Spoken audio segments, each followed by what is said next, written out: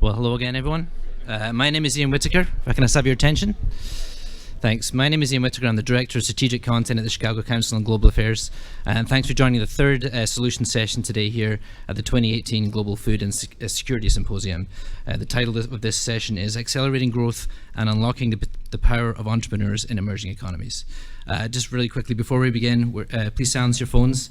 We're on the record, we're live streaming, and views of individuals we host are their own and do not represent institutional views or positions of the Chicago Council on Global Affairs. Another shout out to our next generation rapporteurs who are taking notes at this session.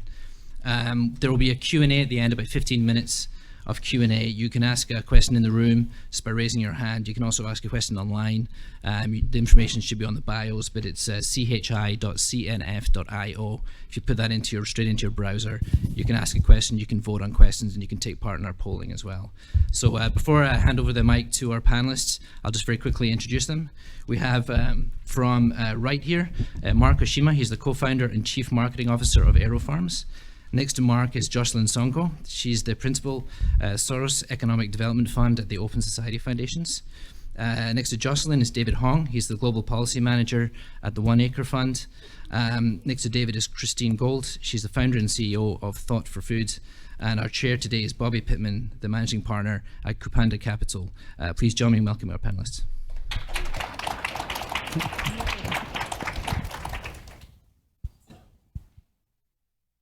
Great, thanks.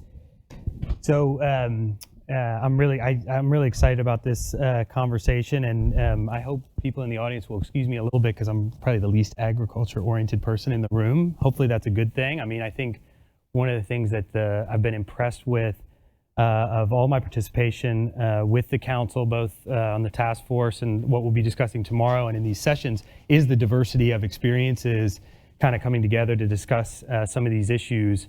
As was mentioned, I have a small investment platform, Kupanda Capital. We're in partnership with a larger investment platform, which is TPG Capital, which has about 100 billion in assets under management globally. And we work to create, invest and scale in Pan-African companies. And we work with a lot of diverse groups of entrepreneurs, some of which we recruit and some of which we meet along the way. We haven't to date done much in agriculture. We look forward to doing more in agriculture. To date, we've been more in the creative space and in data and energy and health. So I'm excited for this conversation and even myself to learn a little bit. And maybe we start out with kind of our first round of questions. Christine, I think we're going to go Sounds good. Right to left. And so your experience is much broader than Africa, working with lots of different entrepreneurs. Can you talk to us a little bit about the Thought for Food Challenge? Yes. And kind of the inspiration behind it, but also kind of the diversity of learnings that you've been seeing? Yeah, sure. So Thought for Food is a global movement that's focused on empowering the next generation of innovators to develop new solutions and startups in food and agriculture. So each year we run an incentive prize competition, but it's actually kind of unique because it's a collaborative competition where we call on young people to develop new ideas that tackle this challenge of how are we going to feed 9.7 billion people by 2050. Through the course of the challenge, they get access to a design thinking lab that we've created online. They get access to tools and resources and mentors to help take their passion and energy and turn it into an idea. They pitch this idea, and we have a panel of judges that looks at these and selects 10 to move forward into an accelerator program. But I mentioned that we're a movement, not a competition. So this competition is like the magnet to attract young people who have an entrepreneurial spirit to come together and develop interesting new ideas. But what we're really doing is creating this community of like-minded, passionate young minds who want to make a difference in this field and connecting them to investors, to corporations, and to existing entities that can help them, scale their ideas and make the impact that they're really capable of doing. So that's kind of Thought for Food in a nutshell. And one last thing to mention is we actually organize each year too a flagship event called the Thought for Food Summit, where we bring our community together. We award prizes to these startups, and we also kind of focus on an inspirational and energetic program that catalyzes a new way of thinking and new approaches to tackle this really big challenge of feeding the future. Awesome. Okay, well, let's. I already have lots of questions. Okay, good. So, but let's go to David. David, you want to talk a little bit about? I mean, 1 Acre Fund is something I'm familiar with in my travels across Africa. You want to talk a little bit about your strategy on training and inputs and how you've seen that evolve in the work of 1 Acre Fund, which I think's had already some real success. Yeah, so 1 Acre Fund, we are an organization that offers a 4-step approach really to reducing rural poverty, mainly in East Africa and Southern Africa. 4 steps is the first. We offer financing for things like seed and fertilizer for farmers. We distribute those farm inputs directly to where farmers live. We train them up, and then we also offer market facilitation. On the farm input side, what we do is farmers will sign up for an asset-based loan. So they don't get a loan in cash, they actually get a loan in the form of seed, fertilizer, other types of products, sometimes even solar lamps and things like that. And it's based on their credit profile and sort of their land size. And then they are repaying that loan over the course of the growing season. So in Kenya, for example, a farmer will receive their sort of bundle of goods in February, and they usually have to repay that loan by around August or September. So about a 6 or 7 month loan tenor. On the training side, we offer highly interactive and in-person trainings with farmers themselves. So we have, we call it an army of about 4,000 plus field officers that are direct 1 Acre Fund staff, so they work for us. And then they conduct these trainings in the field with farmers on every other week or so, sort of like an agricultural 101 from, planting to harvesting to weeding, all the things that they need to know. And then those trainings are updated based on best practice and what the research is saying. So. Great, thank you. And Jocelyn, from the Soros angle and the Economic Advancement Program, which is doing more of double bottom line, how are you all thinking about that and in terms of attacking this space? Sure. So the Soros Economic Development Fund is the impact investment arm of the Open Society Foundations, and we're part of a relatively new program called the Economic Advancement Program, in which we have 4 tools that we can put to work. One is impact investment capital, another is grants to civil society, another is learning and engagement, so this idea of convening stakeholders, and then finally economic policy advisory. So what we're doing in our new strategy in our investment portfolio is to consider ways that we can support agribusinesses that benefit smallholder farmers in ways that are beyond economic. And this is in part because we are part of the Open Society Foundations, which has a principal interest in human rights and social justice. So how this might take form is possibly investing into an agribusiness that is both sourcing from smallholder farmers who are producing, where the smallholder farmers in an organization might also be part owner of that agribusiness. So they're also be able to take part of the value addition, part of the stronger margins on the value chain. And then the other element to sort of emphasize is under our new strategy, we have this, we have our thesis where we believe that it will take more than one source of capital, one type of capital, and more than one type of intervention to tackle pretty complicated problems. And we fortunately have the ability and the flexibility to put different forms of capital to work to both support civil society organizations in the ecosystem, as I earlier mentioned, or the private sector, or sort of try to support advocacy on the policy front. Mark, AeroFarms, do you want to tell us a little bit about, I mean, you're coming more from a specific technology background. Do you want to talk a little bit about what is AeroFarms and the tech, and how do you see that linked to the proliferation of entrepreneurship? Yeah, great, thank you. And really, AeroFarms, when we talk about what we're doing, we're enabling local production, but we're using technology. So this is indoor vertical farming. And the idea of what we're doing with indoor vertical farming is that we're able to grow in warehouses without sun or soil. And what this is so critical is really how do we address some of the macro challenges that we see out there in terms of increasing population, increasing urbanization, increasing challenges around access to fresh water, loss of arable land, worker welfare. These are really macro issues and tensions that we're looking at how do we address. Our global headquarters are in Newark, New Jersey. We've just built out our 9th indoor vertical farm. And the idea that this is a new paradigm, this is a way of growing that uses 95% less water. We think about fresh water as our most precious resource. 70% is going to agriculture. 70% of the pollution is coming from agriculture in terms of overuse of fertilizers and pesticides. This is really about how do we take back, some of those challenges. And so our whole lens as a company about how do we build more of these responsible farms in major cities all over the world, both developed and developing world, our keen focus is there. We're doing that through partnerships as well. So we're very active through organizations like the B20, helping inform the G20 around policy. We're very involved with programs like Rockefeller Foundation's 100 Resilient Cities and thinking about resiliency in food systems and how we can help address access to food. So as a company, we're a certified B Corporation. We're thinking about how business can be a force for good with environmental and societal scorecards, thinking about, again, how do we change not only agriculture, but business overall. Great, thank you. That was a mic drop moment. Yeah, I know, it was a mic drop, but I don't think it was supposed to be my mic. So I'm interested, and maybe Jocelyn, we could follow up with you. It kind of this is a question for everyone, but there's a lot of talk always about impact investing. Jocelyn, you just mentioned something. I mean, you're kind of squarely in that space. I was part of TPG's Rise Fund, and we raised $2 billion last year for a global impact fund. We actually deployed some of that capital just this week in a energy finance startup that will help finance things like solar irrigation pumps in Africa. We're very excited about that. But there's still, I feel like, there's trends, but there's still a lot of debate about impact investing.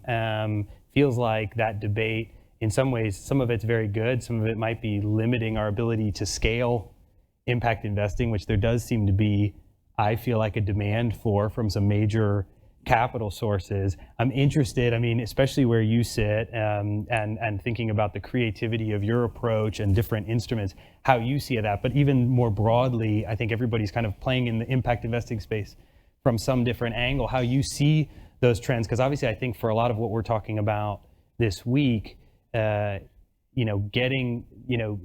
out what we're talking about with impact investing and figuring out ways to scale it seems to be pretty critical to supporting these types of businesses and these types of entrepreneurs across emerging markets. So, Jocelyn, maybe you can start with your thoughts. Sure. So I think there's a couple of ways at least to answer that question. So in terms of trends and impact investing, generally speaking, I think everyone can probably accept the fact that there are multiple definitions of impact, and there are sort of highly regulated, which are what, for example, foundations are obligated to follow if they are using tax-exempt capital in order to make investments. And so that those are the program-related investments, all the way up to sort of more of a screening approach. And I'm not making a judgment call about which is more appropriate, because to the scale point, you actually just need to get a lot of money doing good things, supporting for-profit companies that ultimately are the ones that are going to be sustainable and driving an economy, whether those are SMEs or large multinational corporations. So I think trends in the industry, as far as more commercial entities going into this space, I think are a good trend. You see things like the Economies, who put together an impact investment conference now, I think 2 years running. So there's that. I would say in terms of trends in the industry for agriculture, from the impact investing space, having invested or trying to make investments in the space within Soros Economic Development Fund for about 10 years now, it's a very challenging proposition.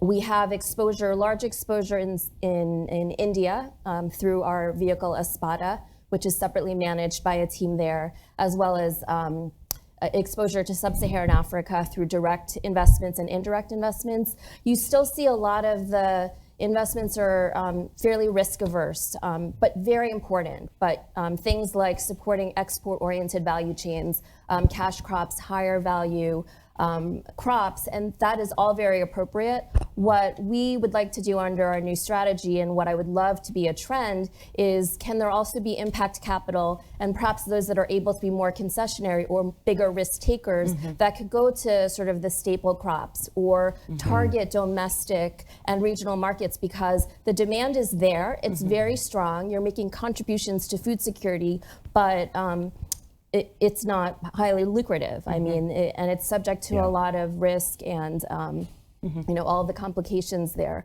But our idea is that if we can try to motivate some activity to that space and try and support strong agribusinesses, we can crowd in other capital that would pick up that as one potential new trend. Can I ask you as a follow-up to that? How much do you see that as, a currency-related issue? I mean, not just from the government side, but as an equity investor, if I invest in Nigeria and the Naira devalues by 30%, my business had to do at least 30% for me to just be able to pull my money out at the same rate. I mean, is that what you see as the major issue for more in returns-focused investors, or do you think it's broader than that? I mean, I wouldn't say it's the main issue, but it's a key issue. Right. So you do see things like hedges, but then those are for the stronger markets, and that's where it can be financially supported by the transaction, which is in many cases not my the markets. case. Yeah.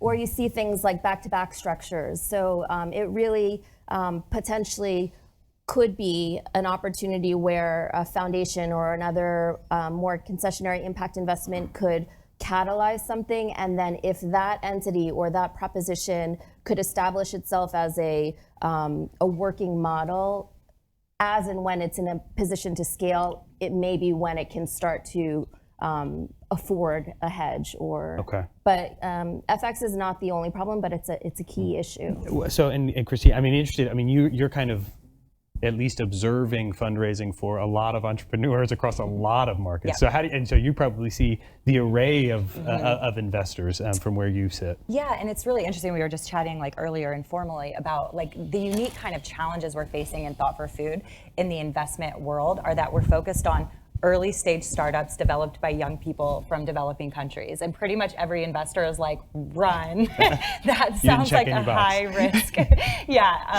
But the interesting thing, we work with a group, and there's actually some representatives I see here from this organization that called the Kirshner Impact Organization. And they're kind of training next generation impact investors also to look at new different scorecards and how to evaluate investment opportunities. So they award a special prize at our summit that's focused on this kind of impact investment, new approach, looking at the companies we create. I think the other thing we're doing is working with the investment world to talk about the unique challenges facing food and ag startups. The timelines that you have to look at to introduce a transformational technology to a grower are huge. I mean, because they're literally betting their farm, right? When they take on board a new technology. The other thing is, the acceptance, the regulatory kind of environment they're working in, the hyper focus on these kind of cash crop, high value commodity crops versus crops that can help with nutrition. So we need to kind of we have to educate a little bit the investors. This is not going to be a 5-year exit. This is going to take a longer time horizon. If you look at it in that lens, your risk profile can be a little different, just a longer time frame, Yeah, absolutely. Yeah. Mark, you're probably directly raising money from investors and also, and so probably having a lot of these conversations. How do you see the space? Yeah, first of all, we'll talk about and kind of build on what Christine said. I mean, these are not overnight successes. This is built on, our company's been around since 2004. So now we're at these different milestones and inflection points that the company's had in terms of proof points, history, operating history. And that's really what I think has been one of the things that's changed the dialogue in terms of being able to understand and how to address some of the considerations around risk and what are the opportunities ahead. We also think that there's a role in terms of public-private partnerships, right? And so how to help be a catalyst, to help entrepreneurs overall. And so, we're working and tapping into programs even beyond agriculture. We're working with job creation programs, the idea that we're creating opportunities in cities where there's been high unemployment, where manufacturing has exited. So helping drive economic development in other ways or opportunities to be able to kind of be nimble and resourceful. But the idea that we need to change the dialogue and thinking around the public side. I mean, even here in the U.S., the idea with USDA in terms of evolving, so it's not just a rural allocation, but the idea that urban and farming can happen in urban environments. The same conversation though with USAID in terms of, again, we've gone and talked and thinking about the impact we can have. And they're like, great, we got these programs that set up in the rural environment, but we're like, well, the people are in the cities, right? The jobs are needed there. There's no road structure. There's this conversation. There's no refrigeration. So even if you were to grow it out in that area, you can't get it efficiently or effectively, to the cities. And they're having to change their thought process then too about how they allocate. So there's an opportunity on the public side to think differently. I do want to say on the private side, what's critical is just finding like-minded investors who have alignment around the values. It's not about that 5-year exit. It's about, again, how do we have an impact over time, and having that vision about what we can do collectively. Yeah. And so, David, you kind of sit in between, right? You're both a deliverer of capital, and then I'm sure raising from a range of different sources. How do you see some of the trends, and even One Acre Fund's kind of evolution in the space from the beginning to, I'm hopeful, or I'm sure that it's a different discussion for you all now with your track record than it was at the beginning. Yeah, certainly. I mean, we're not looking, we're a nonprofit organization, so we're not looking for equity investors, but we are looking for lenders. And when we go to them and say that we want them to invest or to give us money for agriculture, they often kind of raise one eyebrow and then they say, well, it's going to be small scale agriculture. And then they raise the other eyebrow and they say, oh, and by the way, it's in sub-Saharan Africa. And I'm like, oh, okay. So, we're just burning our money. So no, but we get to some point where we kind of see the trends. There's a lot of talk about urbanization and about population growth and how are we going to feed 10 billion people by 2050. A lot of that growth is also going to be in rural areas. I mean, it's kind of growth around. There's obviously more growth in urbanization or urban areas, but rural areas are really good poised to grow. And so for us, agriculture is that engine of the rural economy, and it's really a much more inclusive engine than other sectors. So we're kind of putting all of our eggs in that basket. And for us, I think from a donor perspective, we're a pretty good investment in the sense that we are a social enterprise. So, if you're a donor and you're looking to invest in an organization that is also bringing capital to the table, is also generating revenue, is also hyper-focused on impact and how we are improving lives of small-scale farmers, One Acre Fund's a pretty good value proposition for you. We try to do two things at once. We try to, on the one hand, really focus on what are the kind of game-changing, exciting, innovative, sexy, if you will, things that can move agriculture forward. Precision agriculture and drones and soil testing and all these types of things that we're seeing that are kind of just exploding now with ICT. We had 300,000 Kenyan farmers pay their loans with their cell phones last year, and they're going to do that again this year. But on the other hand, we are also really focused on what are the existing technologies that we already have off the shelf that we just need to disseminate widely and really scale them up and have farmers adopt them in droves. And we know that hybrid seed works. We know that synthetic fertilizer works. We know that there are all these things that we have that we just, the farmers that we're working with don't have access to the same markets that our farmers in, Iowa and Kansas have. And so how do we bridge that gap? Well, I'm hoping this is one of the issues that not to, maybe this is a teaser for tomorrow. This is one of the issues I think that came up a lot in the task force discussions and the report that will be released tomorrow morning. And some of those discussions is how do you better disseminate, existing technology that's known, and that's tested and proven. And I think there's a lot of work to be done there. And hopefully we'll have some good discussions around that tomorrow. I think the other thing I think would be interesting to discuss with you all, again from your different vantage points, is scaling. And it's an issue. Obviously, we work. We primarily invest between $1 and $10 million, which is a space that I normally don't find a lot of other people who invest between $1 and $10 million in equity, and then follow on. And we find for a lot of entrepreneurs who need $1 million, there's just not a lot of places to go. Of course, often they need more than $1 million. They need a lot of help. Along with that, which is great. I mean, that's what we're here to do. But I'm interested. I mean, maybe starting with you. I mean, you see probably the most entrepreneurs that are trying to scale.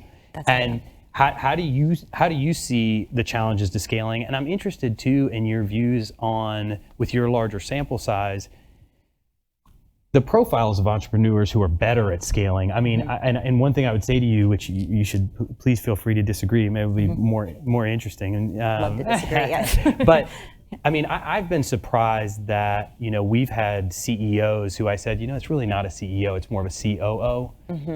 And those have actually been the entrepreneurs that have done better out of the gate in the scaling, because it is more about operations than doing a TED Talk, out of the gate. And that was, to be honest, that was a learning for me, you know, Yeah. because I get dazzled with the more chairman CEO profile who I get very excited about, and the person that's more of a COO, we've seen in some of our work, they've been the ones that actually get us to, you know, the revenue targets and kind of the next phases that we need to coach. I'm interested in your reflection on that, but even more broadly, some of the challenges to scaling. I mean, a couple of quick reflections. One is the concept of scaling in the world of entrepreneurship when it comes to agriculture, I think is a really interesting conversation to have, because there is this hyper focus on like mass scale, like how's this going to scale, how quickly? And I think for a lot of innovations in this space, especially business model innovations, they can be really local focused actually. And so it's interesting about how you can still have a strong value proposition that isn't focused on, you know, mass global scaling approaches, and also on even like changing the discussion to go from, you know, how do we go to like a high revenue, you know, model that is targeting maybe a smaller population, for example. So anyway, I think there's some really interesting debates around like business model innovation and scalability and things that could be had. And do you see do you see that even in terms of whether there should be other investment rounds, right? Because a lot of businesses, I mean, in this country, you know, there's a lot of businesses that are not great investments, but they're great businesses for the owner operator. Exactly. And is that something you engage with? We with do entrepreneurs? actually. Yeah, we do engage in that. Yeah, absolutely. And we try to like foster a little bit of discussion, and that takes me to the next point I wanted to make, which is actually what we found in the Thought for Food community is that even more valuable than investment for early stage startups and tackling this whole like scaling and how to be a functional business is mentorship and access to this kind of how to run a business and be operational and do these things. Like giving, you know, an early stage startup $1 million is not really like exactly what they're looking for. You know, they don't know what to do with it. It's more like, how do I build this business for success? So we focus a lot on that actually, and we provide nominal funding, and then we help connect to later stage investment opportunities. But I think that is something that is important to consider if you're deciding to become an entrepreneur in this space, is like how you can get the know-how and learning to really build a successful business. Interesting. And David, I mean, in terms of I mean, you're doing a lot of loans to smallholders, farmers. I mean, do you do a lot of follow-on? Is there kind of scaling? I mean, how do you see scaling for a lot of the businesses that you're working with and that you're providing credit to? Yeah. Well, first off, I totally agree with your points. I mean, and it's interesting. The CEO point is interesting. That very much is our CEO. Andrew is more of a probably COO than CEO.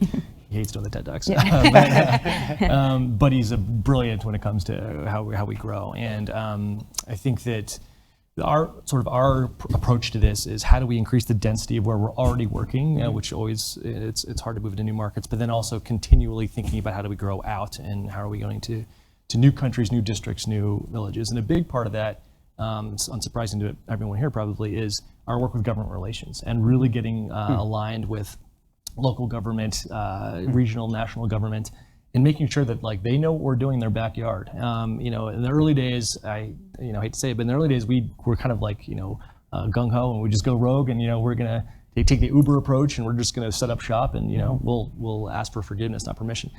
Today we are definitely not doing that. We're much more focused on making sure that governments understand the value that we're adding to their communities. Right, these are the people that they're their constituents. Right.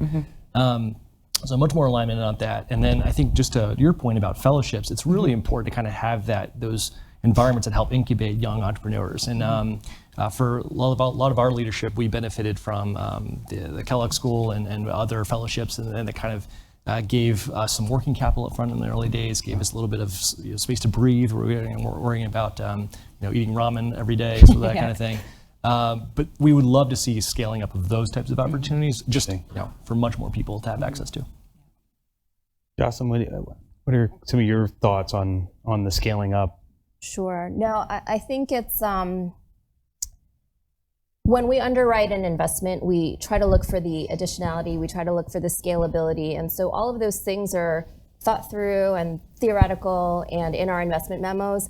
But I can say with honesty, like we're not seeing a lot of scaling. And when you think about what are the core obstacles, human capital, middle management, I mean, these are big issues when you have agribusinesses that are operating in rural environments where the top talent from the capital city isn't quite interested in living 4 hours away from the capital city. And you don't want to solve this by bringing in expats, and that's not a lasting solution. So this is where it's an ecosystem approach that's not only our capital or our grant support, it's also like, hey, what does the education system look like? And what are the linkages between the universities and the local agri-corporates? And is it pragmatic in terms of what people are learning in schools? And I think a lot of the activity that's happening in forums like this is really working towards that. And so you can't get to scale unless you have like the preconditions and the critical contributors. And does that drive, I mean, where you started in the kind of the first round, does that drive a lot of your thinking around the grant components potentially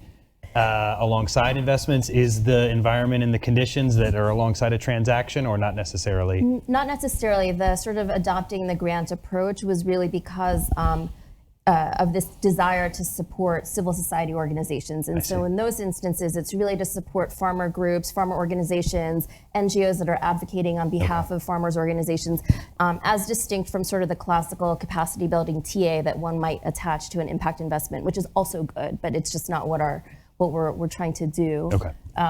But scaling, and I think access to finance to the point of scaling, not only do agribusinesses need investment capital, they need working capital. And who's providing it? No one, right? So I think we're seeing a lot of opportunities on paper for blended finance facilities, for NBFs, non-bank finance companies that potentially are willing to move into this space. And it's going to take a number of types of approaches that are fit for a given environment to then solve that part of the problem. Yeah. So Mark, maybe some of your own experiences in scaling and what you think are some of the obstacles, but also more broadly some of the things you're seeing. Yeah, I think at the heart is some of the things we've talked about, but we've heard around the human capital. The team is really essential in terms of, I think, understanding the track record, understanding, for us, we have a very seasoned management team that has worked successfully in other industries, and the opportunity to be able to bring those lessons, I think is really critical in terms of being able to demonstrate a fundamental aspect around business, understanding the business, what are the key drivers, and be able to be very strategic around that. But this is agriculture, and we're writing a new playbook, right? This is growing indoors without sun or soil. So the idea of like, where do we find that next generation farmer, right? This idea that the traditional land grant universities are very much rooted in the field, right? And the idea that those are the lessons in the area. So we're working with those universities and talking, with the deans about what's needed from a curriculum standpoint, and then even going further back about how we create opportunities around STEM, and the idea of creating new opportunities. And so when we're on campus, we're on universities, we're competing, we're talking a little bit about the apps and the Facebooks of the world, we're competing with that same kind of talent pool. Yeah. But the idea that what's exciting about agriculture, it's so real, it's so tangible, it's food, it brings people together. And the idea that we can really create this new journey, this new playbook is what's getting people inspired to be part of it. But how do we build out our team? How do we teach them? And that's, I think the team is really critical around that. Yeah. I just wanted to take a point that you made and give a perspective on the next generation approach to this. So you talked, and I think this is absolutely true. In the investment paradigm, when they're looking at startups, they look at the team and they look for those seasoned industry leaders that bring experience and know-how and learnings that will make a successful business. So how do you apply that to the next generation who are launching startups, and they don't have that seasoned industry experience? So what we try to do in our community, and by fostering a community, like I said, of people interested in food and agriculture, is to create a learning and sharing culture with each other, to say, we're in this together. How can I share my know-how and learning from, Indonesia to your startup in Brazil that's also focused on developing insect, protein for aquaculture, for example. So we're creating a kind of innovation commons that not only is helping provide blueprints of best-in-class technologies that can be used for other innovators so they don't have to start from scratch, but also sharing these learnings and know-hows that young people don't have because they don't have years of experience under their belt, but to create that experience from shared journeys that they have. So I don't know if that made sense, but no, it does. Yeah, absolutely. And I very much agree with your point that we talk so much about capital and rounds of capital, and it's often so many other things that are important besides the round of capital, including kind of this advice and mentorship and people who already learned the lessons so that you don't have to make some of the same mistakes. What's the advice? Maybe I'm interested to hear from everyone, both for people in the room, but maybe people out of the room, for young people who want to be entrepreneurs and, before they have an idea even maybe, or whether or not they have it, what are some of the things they should be thinking about, that you look for, Jocelyn, that you look for, you know what I mean, that are things they should be focused on now, whether it's either, I don't know. I mean, I'm interested to hear your advice of what are some of the things you look for when they're coming in that might be good advice for some of our entrepreneurs in waiting. I mean, I think there's definitely, like, if you look at the millennial generation, like the heroes of this generation tend to have been entrepreneurs. So there's this kind of like hero, like, I'm going to be Mark Zuckerberg, or Elon Musk. And so, but the thing is, it's really hard. I'm claiming Elon Musk. Yeah. They don't get Elon Musk. Yeah, exactly.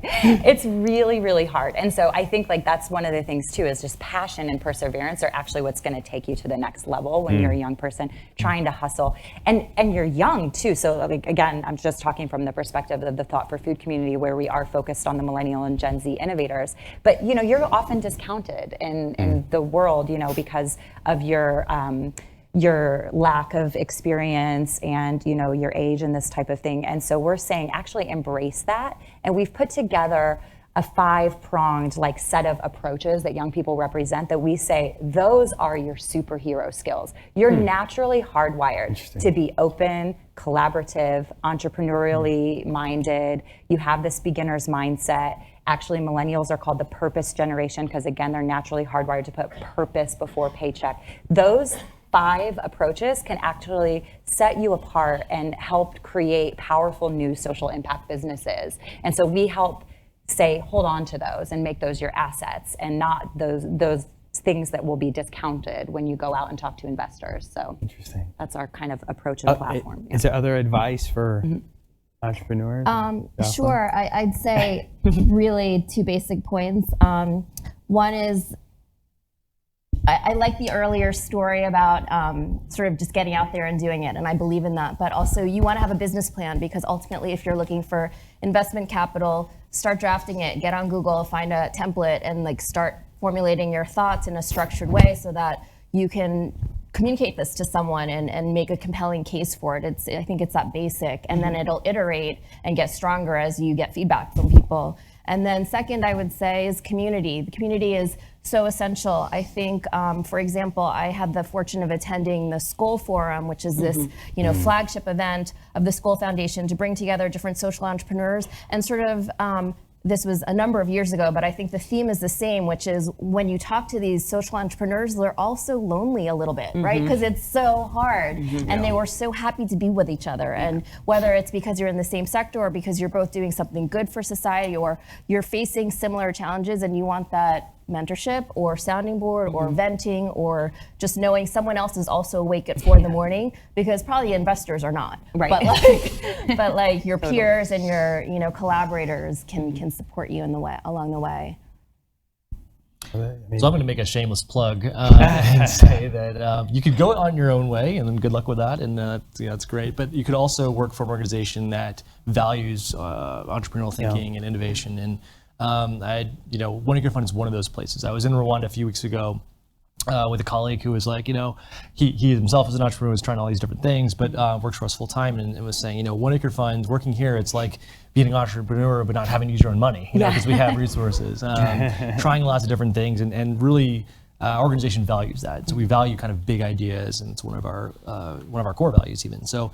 And I would say to just any entrepreneur or anyone who wants to look at a social problem is like, think about what is not being done in this space, right? Like think about where are the gaps, where does there need to be more attention, and is there enough scale for it to be compelling for people? Because when we started off like 12 years ago, it was such a simple thing. Can we offer farmers one farmer had access to seed and fertilizer, another didn't. That was the difference between being food insecure and being food secure and thriving. And it was like, okay, that just seems very simple.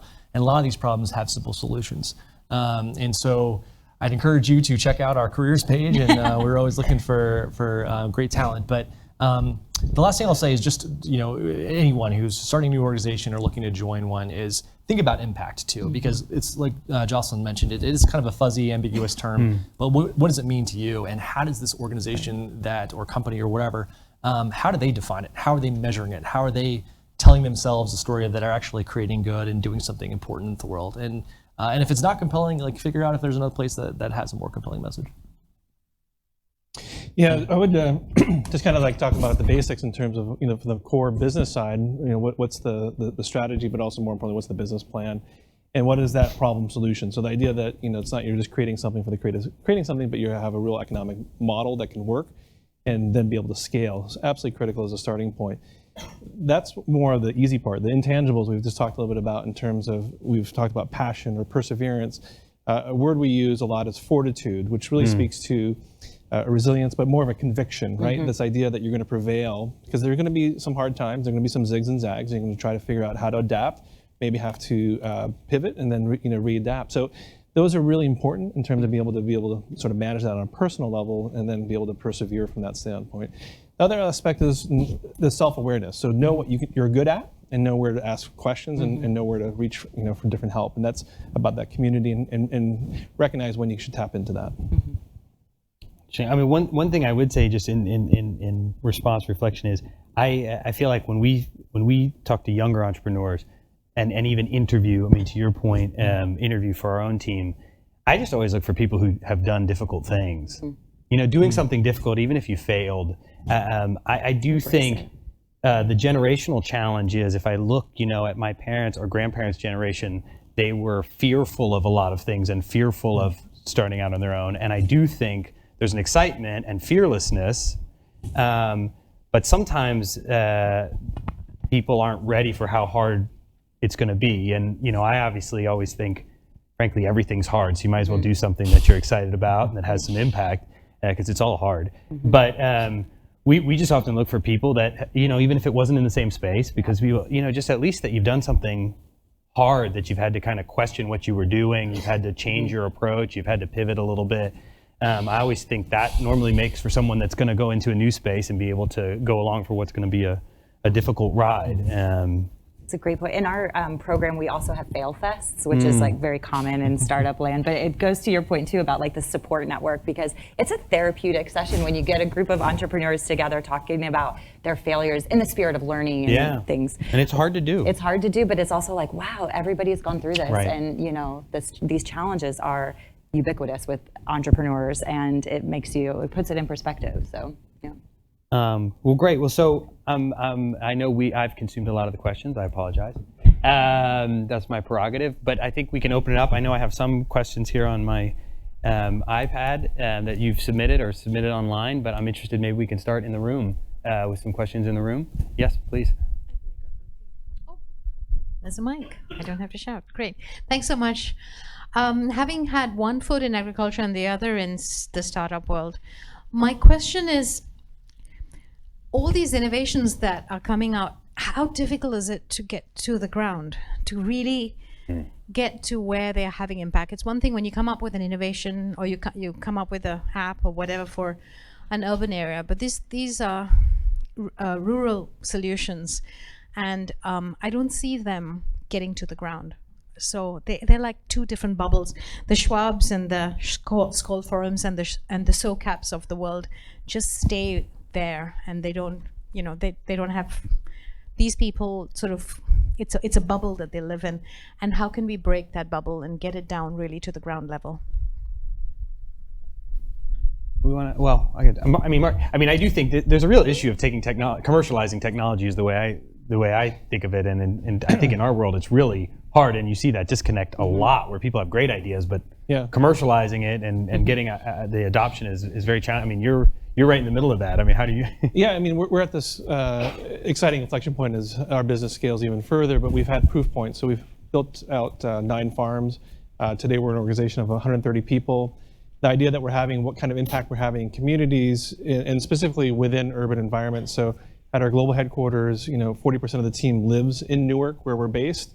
85% live within 15 miles. So this is, I think, very much by the community for the community, and this is very much on the ground success, and it's really exciting for us to see that impact we can have in terms of job creation, increasing access to healthier food, addressing food deserts, and really serving as an inspiration and role model within the overall economic development of the city. And so there's a number of ways we see impact and measure that, and it's exciting for us to see what we can do in other cities around the world as well. Others want to? Yeah. Sure. So I think that I'm based in New York, but I think really where you see the best activity is in the field, on the ground. And we have supported, for example, a local fund manager in Jaro who is investing across a handful of countries in West Africa. And these SMEs are doing really hard work. These are seed companies, feed companies, poultry, shea butter companies. So this is really kind of as in the rural, as local as you can get, and they're not at school, right? And they're the ones that have, for example, some of the human capital challenges, but that's why they have sort of TA support and a fund manager hand in hand with them, serving as interim management for, you know, certain instances when it's appropriate, when it's necessary. Or similarly, we are the sole investor at the present time in Aspada, an investment vehicle in India. They have a portfolio of about 17 investments, about a third are in ag. So these are fresh fruit companies, supply chain companies, basically, you know, really local companies that are serving the Indian market. So if you really want to get to see sort of the SMEs that are in the field, it's through the investing that's in the field. Yeah, I think it's about like what you said about being close to the ground. I mean, so I'm based in DC, but 96% of our staff are in East Africa, right? So, and most of them are in rural areas. So our clients are our neighbors. We interact with them on a day-to-day basis. And like I often say that some of the best ideas we've ever had have come directly from them, not from the sort of top-down way. So I think just being there, being in those sort of those spaces and being a part of those communities is really important. And what I think is really, what I love about the program that we're running is that we are working with people all over the world and fostering rural entrepreneurship, because we're going out of this kind of paradigm where it's like you need to be at a university or you need to be in a large corporation to have access to laboratory equipment or to innovation materials. Like I mentioned our design thinking lab that we make available online. It's actually like mobile accessible. You get trained in design thinking methodology by leading experts from HPI School of Design and Stanford. You actually also get access to online curriculum and tools. So anybody anywhere has access to this in order to become an innovator. And what we're also seeing is with the democratization of information and technology, things that were once too expensive for anybody to use are now being used everywhere. And you know, this is really, really exciting for young people in particular. It's really showing that anybody, anywhere, at any time can do anything. So that's what we're trying to instill is like, let's do this. You can be an innovator no matter where you are in the world and what age you are. We have other? Yeah. But no. Just behind you. Yeah. Yes. Yes, please. Thank you. I personally believe that one of the greatest weapons we have that's going to be very, very relevant in the future is not nuclear weapons. It's going to be agriculture. I came from a part of the country, by the way, I'm Yemi from Nigeria. And I was discussing with some of my colleagues, and we did agree on one fundamental point, that agriculture is no longer interesting because there is no motivation. While I was young, agriculture is more or less like a punishment to us. They will give you hoes and cutlass and say, go cut the field, that's your punishment. How can we change the mindset of these young individuals that have passion for agriculture, but because of the stigma that has been associated with it, how can we have this behavioral change? Because I was discussing with the director of the Chicago Council on Global Affairs, just trying to share my thoughts. And I was basically discussing one of the ideas that I have, which I was also looking for mentorship and guidance by working directly with agricultural teachers and probably, working with the students. Students should have even small plots of land, let them grow vegetables, let them grow stuffs like that. And at the end of the day, they could have a farmer's day where they could, sell their produce. And they would even invite their parents. Their parents could come and see, this is what my son and my daughter have done, such that it would create that kind of an environment. But I was more or less like limited in terms of ideas. But more importantly, I think the greatest battle is how can I change that cultural mindset and the stigma that is associated with agriculture, seen as a punishment rather than a means of of getting out of poverty? Yeah, no, I think it's a great question. I mean, I think for probably everyone on the panel has had experience in the field with farm. I mean, what are some of your thoughts on the stigma? And I mean, I don't. Yeah, please. Sure. So we don't have a particular focus on youth per se, but our interest in supporting smallholder farmers in particular, which is our interest, and in the agriculture sector in general, is to make that small scale farming more profitable. And that's the driver. Because actually, if it's a compelling commercial proposition, then maybe in a given household of 6 kids, 2 will want to choose to stay in farming. And we're also cognizant of the fact that creation of off-farm employment is quite important. And so support to agribusinesses that will employ those that will still stay in the area, but won't be in the farming production level. And then maybe some of the kids will go on to university or leave the country or but at least promoting small-scale farming as a choice that's not just viable and it's not subsistence. It's because, and it's the work that you guys are doing, it's because it makes sense to do. I wanted to interject a story, actually. So I think that the issue you raised is really, really important. And there's also like cultural elements that come into play here. But one of the startups we created, which is actually a nonprofit, is from Trinidad, and it's an organization called Y Farm. And the founder, Alpha Sinan, has created agriculture superhero called Agriman, and he's created comic books and kind of a whole program to get young people interested and excited about agriculture, which he calls agriculture, C-O-O-L. He has a whole kind of lingo he's created, and he actually travels around the world now. I mean, he kickstarted this with the Thought for Food program, and he has Agriman, and his sidekick is Photosynthesister, and he travels around the world kind of creating a cool new narrative around agriculture. And the other thing that I think is interesting is the fact that agriculture as we know it is changing. It's now more about thinking about innovation, and the people that are going into agriculture are coders and engineers and architects, and breeding as we know it is changing on its head. And so I think all of these kinds of things are creating a new opportunity and possibility to talk about agriculture in new ways, and to inspire a new generation to get involved into the big challenges we have to feed the future. And I think we have to be open to some new creative ways. I mean, Yemi, the One campaign did a project in Nigeria with Debanj, trying to raise awareness for a push on ag policy domestically in Nigeria.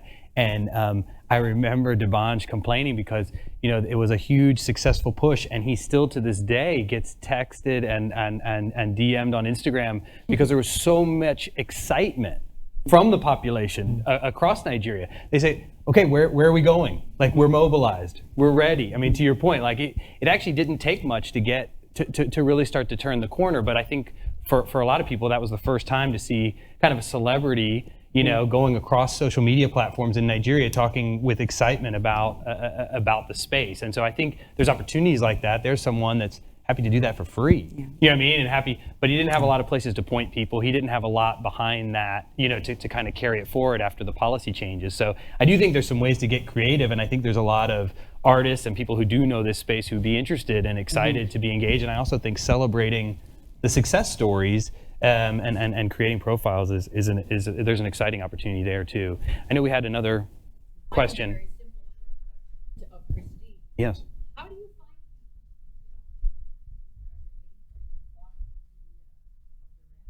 Yeah. Yeah. That's how they find them. Yeah. No.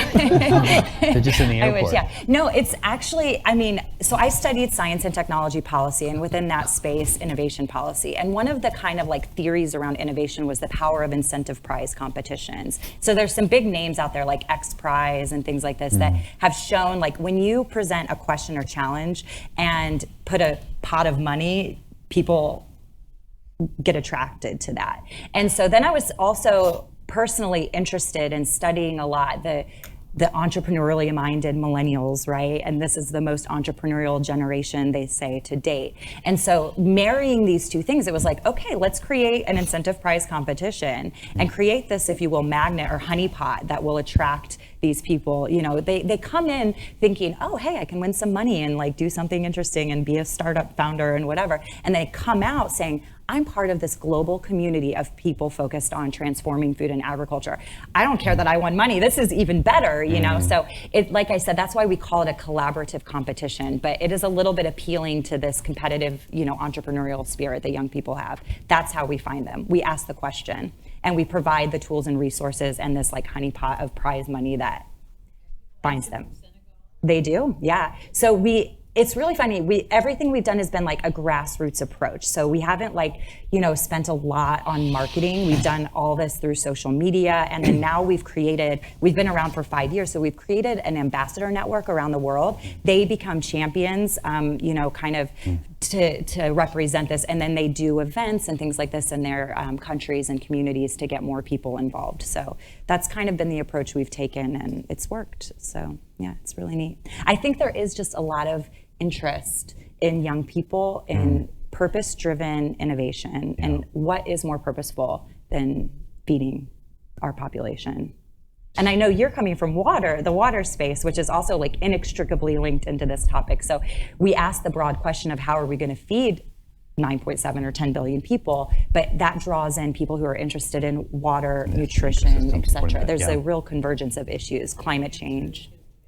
Exactly. I was going to say, technology though is creating access like never before, right? And so the idea that people through the internet can find you, discover information, can look at YouTube to see how to do different things.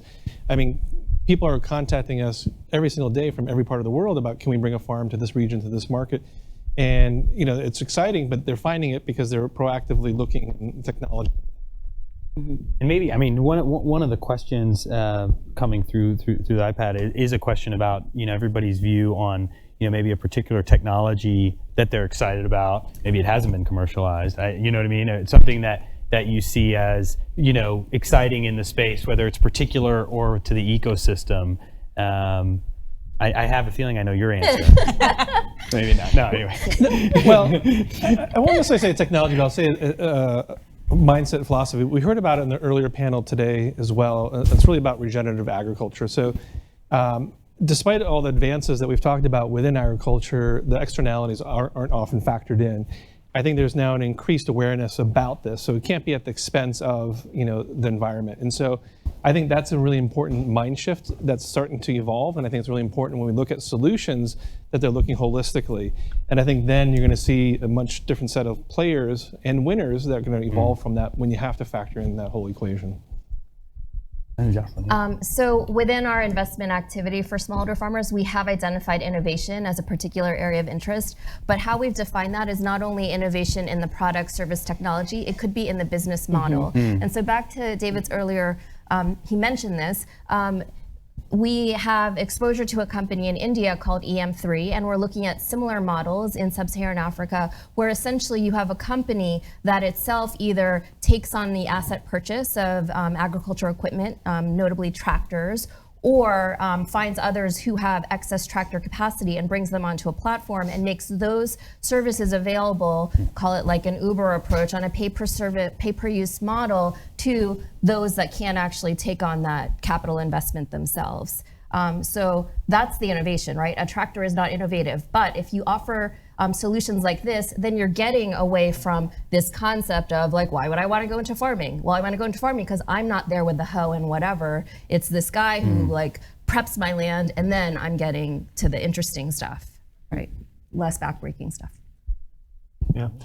I think, well, one of the things we're excited about is just the future of financial services and just how that's changed. I mentioned earlier how all of our Kenyan clients are now repaying their loans with M-Pesa, which I think various aid agencies like to take credit for, but that as we see more of that evolve, and especially in the countries where we work, that's going to actually really improve our operational efficiency. It's our reduced costs and fraud and waste, like by orders of magnitude more than we expected.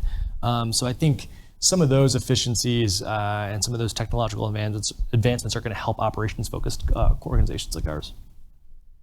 Yeah, so Bill, I really have to agree with the kind of business model innovation. And what I think is really exciting is, like I mentioned convergence before, but people looking at completely disparate industries and connecting unexpected dots to find kind of new insights and breakthroughs. And I also have to say a space that really excites me is the whole area of synthetic biology and using kind of microbes to solve all kinds of challenges. And even more interesting than the technology, which is really interesting, is the approach that a lot of the innovation community in this space is adopting around kind of open sourcing their science and you know, taking on art projects in addition to science. I mean, there's some really fascinating stories coming out of this world. So it is, for me, an interesting space I follow. Awesome. And there's a DIY hobbyist ethos too, which is, again, it's like the garage tinkerers of food and ag, actually. You know, they're doing this outside of confines of the industry or academia, which is really fascinating.